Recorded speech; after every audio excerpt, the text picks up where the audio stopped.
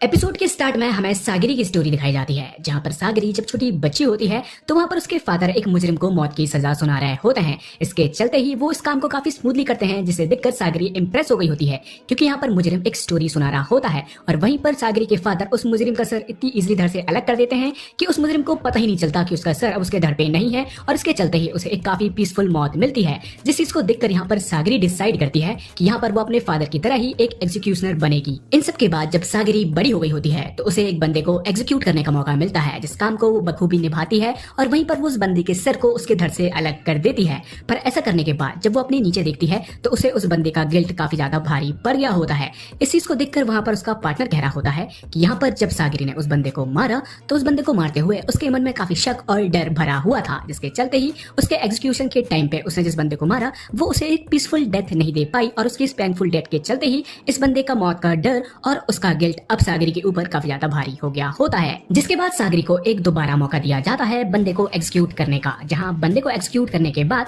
उसका पार्टनर सागरी को उसके ब्लेड को देखने के लिए कहता है, और यहाँ पर उनके ब्लेड उन्हें सच्चाई दिखाते हैं कि उनके अंदर कितना गिल्ट है और उनके सामने मौजूद उस बंदे का जिसे उनने मारा होता है। जहाँ पर सागरी देखकर समझ पाती है कि इस मौत को देते हुए भी उसके अंदर काफी संकोच था, जिसके चलते ही उसने इस बंदे को भी पीसफुल डेथ नहीं दे पाई और इसका गिल्ट भी उसके ऊपर एक बोझ की तरह आ गया होता है। जिस चीज को देखकर सागरी मन में सोच रही होती है कि क्या कभी वो अपने फादर की तरह एक अच्छा एग्जीक्यूटर बन पाएगी, जिसके चलते ही वो क्या कभी किसी को एक पीसफुल डेथ भी दे पाएगी। और वो सोच रही होती है कि क्या ऐसा करते हुए वो अपने मन से शक और डर को कभी मिटा भी सकेगी। जिसके बाद हमें शोगन और यमादा क्लैन के काफी सारे लोगों को दिखाया जाता है, जिनके सामने काफी सारे क्रिमिनल होते हैं, और वहां पर उन्हें अनाउंसमेंट के जरिए बताया जाता है कि उन सबको पैराडाइज आइलैंड जाना होगा, जहां से उन्हें एलेक्सायर ऑफ लाइफ यानी कि बेसिकली अमृत को ढूंढकर लाना होगा, और जो भी ऐसा करने में सक्सेसफुल हो पाया तो उन्हें मौत की सजा से मुक्ति दे दी जाएगी, और साथ ही साथ ऐसा इनाम दिया जाएगा जिसके चलते ही वो अपने लाइफ को काफी पीसफुली जी सकते हैं। इसी बीच हमें एक लड़की को दिखाया जाता है जो कि अपने गाबीमारू को देखकर कह रही होती है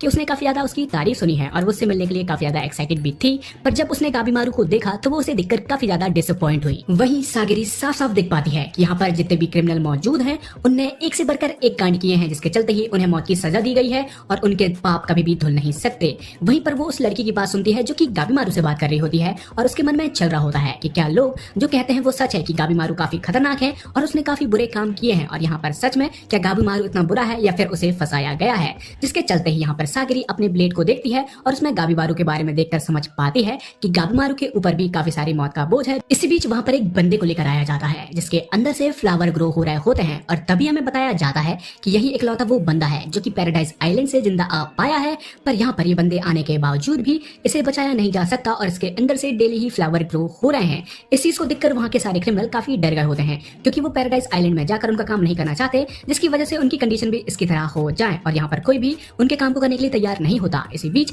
एक बंदा रोते हुए कह रहा होता है कि वो सब लोग यहाँ पर क्रिमिनल हैं और उन्हें मौत की सजा सुना दी गई है, इसलिए क्यों ना वो इस काम को कर अपनी लाइफ को बचा लें। पर इसके बावजूद भी वहाँ पर मौजूद कोई भी बंदा उसकी बात नहीं मानता, जिस बात को सुनकर वहाँ पर अनाउंसमेंट किया जाता है कि जो भी इस काम को नहीं करना चाहता वो इस काम को छोड़कर यहाँ से जा सकता है। जिस बात को सुनकर एक बंदा उठता है और वहाँ से जाने लग गया होता है, बट तभी यामादा क्लान का एक बंदा आकर उसका सर उसके धड़ से ही अलग कर देता है। जिसके बाद फिर से क्रिमिनल को बताया जाता है कि जो भी उनका काम नहीं करना चाहेगा उनका हाल इसी तरह हो जाएगा, क्योंकि यहाँ पर ऑलरेडी उन्हें मौत की सजा सुना दी गई है, इसलिए यदि वो लोग आज मरे या कल इससे किसी को भी कोई घंटा फर्क नहीं पड़ता। वहीं पर यदि वो इस काम को करेंगे तो उनकी लाइफ बच सकती है और उन्हें रिवॉर्ड भी मिलेगा, पर यदि जो भी इस काम को करेगा उनके साथ यामादा क्लैन का एक मॉनिटर जाएगा। यदि उनके सामने यदि किसी ने कोई भी चालाकी करने की कोशिश की तो वो लोग उस क्रिमिनल को मार डालेंगे, पर यदि ये काम करते हुए वो बंदा उस यामादा क्लैन के लोगों को ही मारकर अकेला वापस आया तो फिर भी उसे मार दिया जाएगा। जिसके चलते ही यहाँ पर क्रिमिनल के पास कोई भी मौका नहीं है और उन्हें इस काम को करना ही होगा बिना किसी को नुकसान पहुंचाए हुए। इसी बीच शोगन वहाँ पर एक नया ऑर्डर देता है कि उनके पास ज्यादा यामादा क्लैन के लोग नहीं है, क्योंकि हर एक क्रिमिनल के साथ एक यामादा क्लैन का मेंबर जाएगा और उन्हें यहाँ पर कम क्रिमिनल की जरूरत है। जिस बात को सुनकर वहाँ पर एक क्रिमिनल दूसरे क्रिमिनल को ही मारना स्टार्ट कर देता है, और वहाँ पर सभी लोगों को समझ में आ गया होता है कि यदि उन्हें जिंदा रहकर इस मिशन में जाना है तो उन्हें खुद को बचाना होगा, और ऐसा करने के लिए उन्हें दूसरे क्रिमिनल को मारना होगा। जिस बात को सुनते साथ ही वहाँ पर सब एक दूसरे को मारना स्टार्ट कर देते हैं, जिसके चलते ही वहाँ पर कत्लेआम स्टार्ट हो गया होता है। वहीं सागरी के लिए ये सब देख पाना थोड़ा ज्यादा हो रहा होता है, और इस चीज को देखकर उसका पार्टनर आइजीन कह रहा होता है कि यदि वो इतने से खून खराबे को देखकर परेशान हो गई तो वो पैराडाइज में होने वाले कांड को कैसे देख पाएगी। इसलिए वो उससे पूछ लेता है कि वो एक लेडी है, इसलिए उसके पास काफी सारे ऑप्शन थे, तो उसने इस एग्जीक्यूशन के काम को ही क्यों चुना। जिस बात को सुनकर सागरी उसे बता रही होती है कि वो यामादा क्लैन की एक मेंबर है। इसके चलते ही बचपन में जब वो स्कूल जाती थी तो काफी बच्चे उससे डरते थे, पर काफी बच्चे उसे बुली किया करते थे, क्योंकि वो एक जल्लाद की औलाद है, जिसके चलते ही काफी बच्चे उसे बुली कर इंजर्ड कर दिया करते थे। वहीं इस चीज से उसे ये समझ में आया कि वो एक नॉर्मल लाइफ नहीं जी सकती, इसलिए उसने अपने फादर के पाथ को चुना। इसी बीच काफी क्रिमिनल सागरी की तरफ बढ़ते हैं उसे मारने के लिए, क्योंकि उन्हें लगता है कि सागरी एक लेडी है,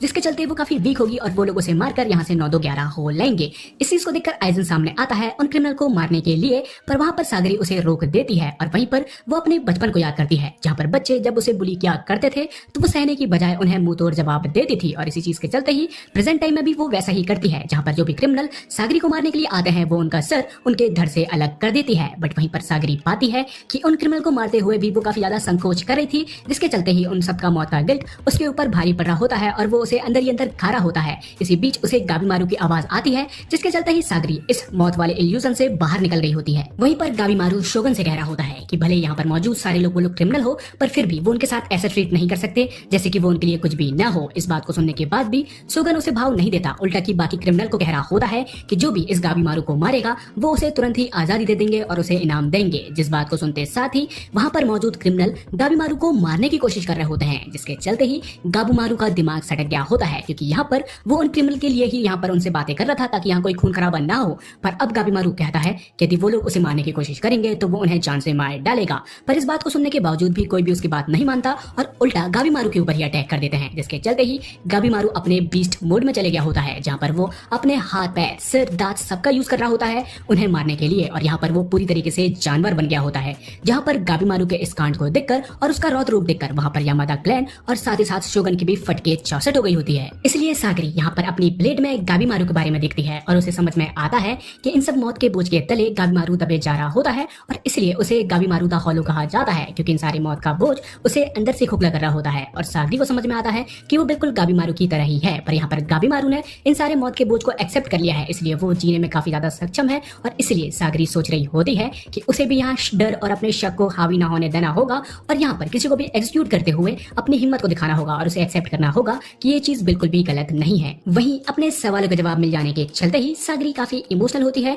और अदर साइड हम गाबीमारू को देखते हैं जो कि काफी इमोशनल हुआ रहता है। वहीं इन सारे खून खराबे के बाद वहाँ पर टोटल 10 क्रिमिनल ही बचते हैं और वहाँ पर बताया जाता है कि यामादा क्लान के 10 मॉनिटर इनके साथ जाएंगे और उन्हें पैराडाइज आइलैंड भेज दिया जाता है एलेक्सायर ऑफ लाइफ को ढूंढने के लिए, जहाँ पर पैराडाइज आइलैंड काफी ज्यादा खूबसूरत होता है, जिसकी खूबसूरती गाबीमारू देख रहा होता है। और इसके साथ ही यहीं पर एपिसोड का एंड